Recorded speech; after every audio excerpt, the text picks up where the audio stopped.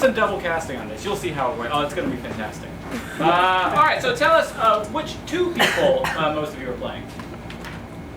Abraham Lincoln, a notable president. Helmet Wench / Mary Todd Lincoln, a notable First Lady. I'm John Wilkes Booth, a notable assassin, and also Mop Wench. I am an Englishman, and Snack Wench. I'm an English woman, and I'm Polishing Wench. I'm an American man and a toilet wench. And I'll be reading stage direction for this one, just to let them do their thing. Act 1, Scene 1. The scene starts in Ford's Theater in 1865. There is energy and tension in the room because a play has begun. It's the hit farce Our American Cousin. The actors are on stage doing their thing when a doorbell rings on stage. Oh, my darling, someone's at the door. I'll get it. Englishwoman opens the door. It's her American cousin. Howdy, partners. Sure great to see ya. Darling, whomever could this poor, boorish man be? Don't you realize, my sweet, this is our American cousin? Everyone applauds uproariously. Mary Todd Lincoln and the great President Abraham Lincoln are sitting in the audience. Well, not the audience. They're sitting in the box seats where the wealthy and dignified go. Oh, Abe, I do so enjoy the theater. Tonight would almost be perfect if only my scurvy wasn't acting up. Fruits, nuts, confection. A busty snack wench comes into the box. She is holding delectable goodies to sell to the Lincoln. I'll have 2 American apples, please. Ain't got apples. And I'll take 2 oranges, please. That'll be $5.01. In this economy. Oh, don't blame me, sir. I voted for the other guy. Snack wench goes away. Mary Todd bites into her orange. Abe bites into the orange, but the peel is still on. Waste not, want not.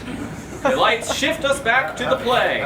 Well, I'm a Yankee Doodle Dandy. I hope this gift will procure good favor between us, my American cousin. Englishwoman holds out a large writing quill. Well, stick a feather in my hat and call me macaroni. Lights shift us back to the Lincolns. I'm so happy there is a stage so I may watch these events unfold. I wonder what will happen next. Abe's tummy audibly rumbles. Is something wrong, Mr. President? I don't feel so good. Dear cousin, how are you enjoying the British countryside? Woo!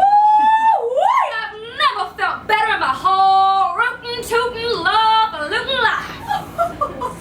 Everyone off stage is laughing now. Abe clutches his stomach and runs to the bathroom. Mary Todd Lincoln claps her hands in delight. I sure do hope this play ends with a bang. John Wilkes Booth appears in the shadows. Oh, I'm quite sure it will! Scene 2. Abe Lincoln is walking to the bathroom. Snack wench, polishing wench appears. At polish. Abe Lincoln turns around.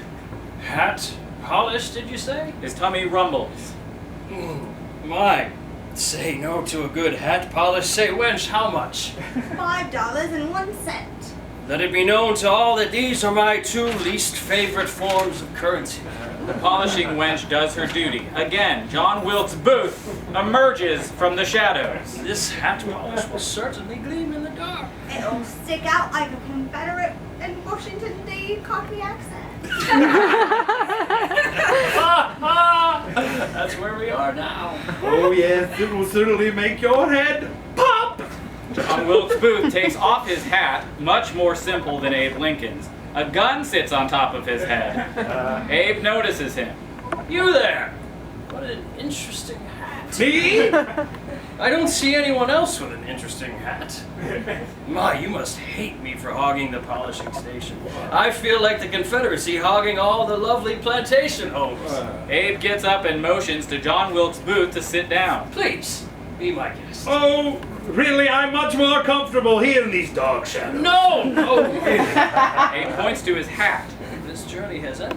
His tummy rumbles. He pats it. This journey, however, is just beginning. Abe leaves. John Wilkes Booth sits down. Polishing wench polishes the gun atop his head. Oi, ain't it peculiar that the celebrities are just like us? Scene 3. Abe Lincoln enters the bathroom. Toilet wench is in the bathroom. Mints, towels, programs. I'll take a program, please. Wait, how much is this going to cost me? Suggested donation, sir. She points to a sign that reads $5.01. Well, I'm not happy about this, but I won't lose my head over it. Abe tosses his money in the bucket. Toilet wench hands him his program. You ready for this?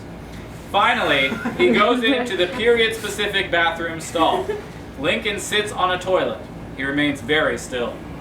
He gazes at his program. He laughs at a typo in it, puts it away. Stillness. His face turns a bright scarlet. He clenches his stomach. He catches his breath. He remains still, a beat. He turns red again. He wipes his head. He turns red again. This last time ends in a sigh. The sigh of a man. The sigh of a man who's accomplished something.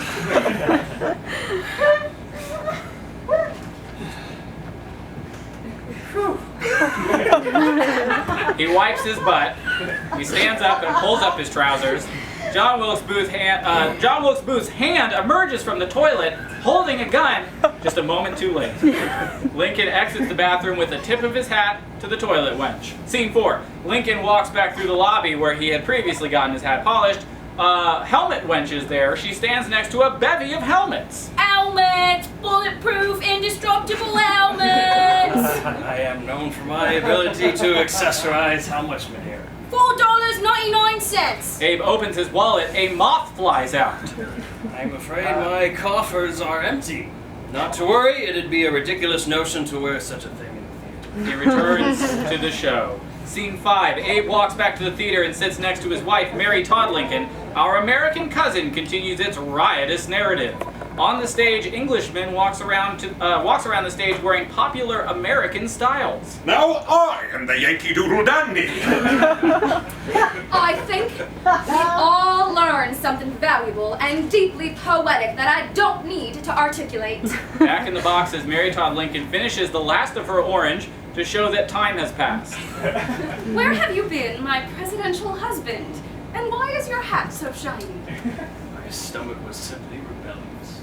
John Wilkes Booth emerges from the shadows and shoots Abe in the head. Mary Todd Lincoln gasps at the blood on her dress. Mop wench appears. She comes on stage and starts to clean the blood. She turns to the audience. Oi, it's a living. Blackout.